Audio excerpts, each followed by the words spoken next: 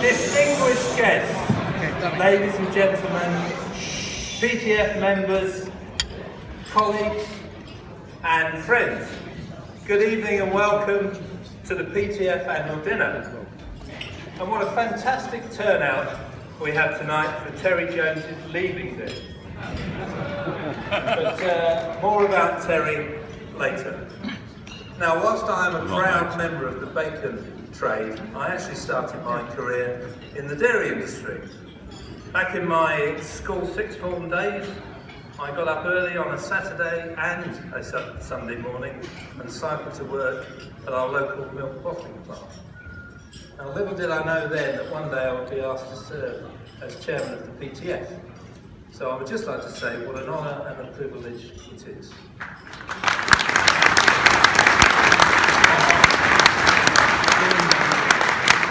Now, of course, back in my late teens working at that dairy, many things other than the PTF were in the forefront of the mind of a 17-year-old student.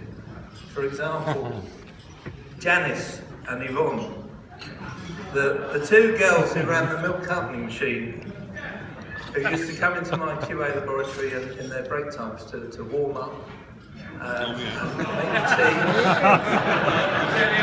and were kind enough to help me with my A-level biology studies. But enough of those memories, back now to 2016. I do hope that you have enjoyed the evening so far, and you can forgive me for interrupting your enjoyment while I take a short time to reflect for a few minutes on our organisation and the great industry that the PTF represents. A year ago, my predecessor Andy Smith issued us all with a task to challenge inaccurate views of the sector and to communicate to regulators, politicians and the media that the businesses that PTF represents deliver for the economy, consumers and society at large. And I'm really pleased to say that throughout the last year, the organisation has been out there on your behalf, leading, not just following debates, delivering a mature message about the realities of food supply and not being afraid to tackle erroneous perceptions. And that's also why, for the first time, this year's PTF annual dinner has a theme: providing for Britain, trading for good. Of course, tonight is all about entertaining and being entertained, but it is also an opportunity to bring to life what an important business sector this is, and maybe draw some comparisons with some of the more sexy sectors which government and others get excited about. Whether it's our economic contribution, with a turnover equal to that of the UK space industry, and where we directly employ more people than the aerospace sector, or our exports, where this sector of the industry accounts for 10% of our overall food exports, where our members export to at least 135 countries, and where, since the Russian embargo, traders have worked tirelessly to replace the lost 5.2 billion euros in food exports with an extraordinary 6.8 billion euros of new third country business.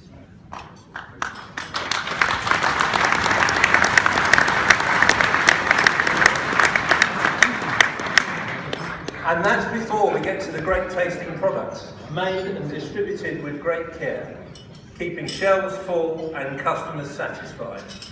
An extraordinary choice of products that our members help get to market, represented by the over 700 named British cheeses, which you can now buy.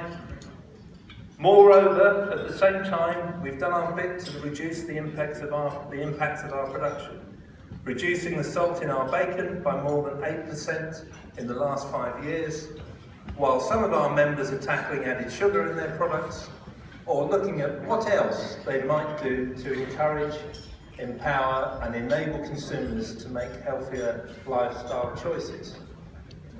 Now, these are just some of the reasons why the sector should be on people's radar, and why, as provisions traders, we should be rightly proud of what we do.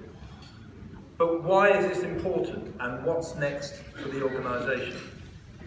Well, it's important because policymakers pick winners. It would be all too easy to dismiss provisions and its categories as somewhat old hat. So, if we can demonstrate why this sector is important, then we're likely to get some help when we need it on the issues which impact our businesses. A year into our new 3-year strategy for the organisation, with enhanced profile, improved service and growth as its themes, PTF Council has certainly been thinking about how we should seek to build on the work. The last year has all been about putting the PTF back on the map and beginning to bring to life why this sector matters and what it delivers. Indeed, there weren't many months when we didn't seem to be in the pages of the grocer or food manufacturer, or our DG was holding forth with his opinion pieces in meat management or blogging on the Meat Trades Journal website. Nevertheless, we want to keep up the momentum, and this year we will seek to build on that platform with 3 simple policy priorities: to protect production standards, to tackle unfair dealing, and to seek to eliminate barriers to trade and build resilience. The organisation can't do much about low prices or trade embargoes, but it can tackle some of the issues you've highlighted which impact your business negatively today or maybe in the future.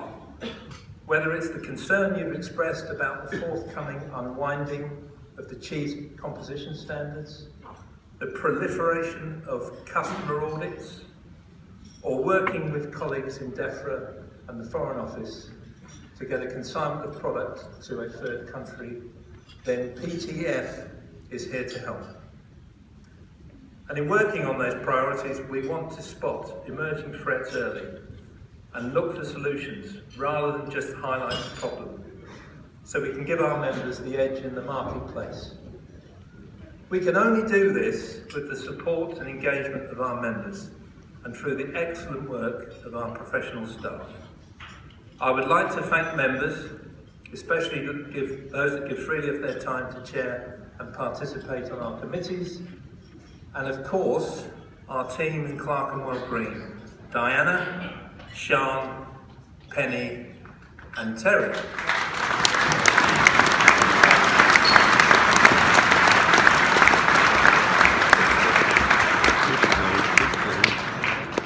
Now then, back to our Terry. Of course, Terry announced back in January that he was leaving us to take up the role as DG of the National Farmers Union, which he commences in April. I would like to thank Terry for his considerable contribution to the PTF during his tenure,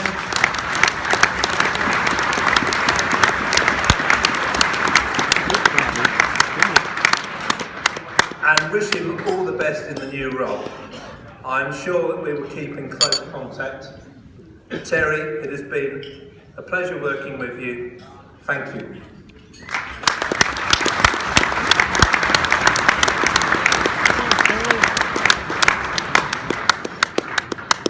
Since January, PTF Council has been hunting for our next DG, and I was delighted to announce last week that Andrew Kike has been appointed as our new Director General starting in April.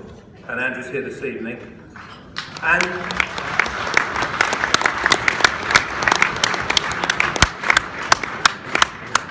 Andrew's extensive experience in government, knowledge of the food industry and connections in Brussels will allow the organisation to build on the work of the last 18 months to renew PTF. Last year we had a simple message, that your trade association is open for business. And since then, a renewed PTF with your support has sought to deliver value back to its members. This year, we again have a simple message, but it's for 2 different audiences. My message to stakeholders who have been able to join us tonight, and those who haven't, is simple. There are very good reasons to engage with the PTF and help its membership deliver for the economy, consumers and society at large. And to members, with that in mind, let's continue to take pride in what we do, in our products, in our people, and in the contribution we make. Ladies and gentlemen, this vitally important section of the food industry is providing for Britain, it is trading for good. Thank you.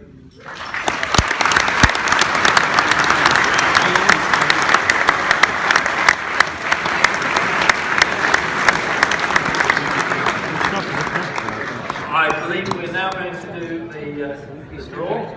Oh, this is part of the speech. We're now very pleased to invite the chairman to draw the winning tickets, ladies and gentlemen. He's doing the stop. Pause. No, keep it going. Pause. Pause Because it's the draw. He's still talking. No, it's the draw. No, this isn't count. This isn't count. Pause. 12 now. Yeah, you stopped it now. Pause. Where's the envelope? Ladies and gentlemen,